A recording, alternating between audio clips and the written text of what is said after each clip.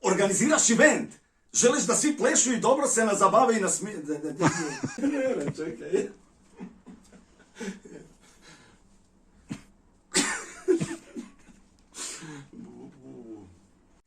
Organiziraš event. Hoćeš da... Hoćeš. Može. Organiziraš event. Želiš nešto posebno.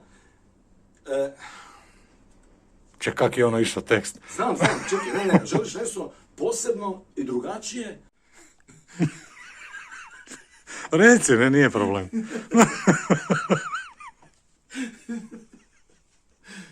Čekaj.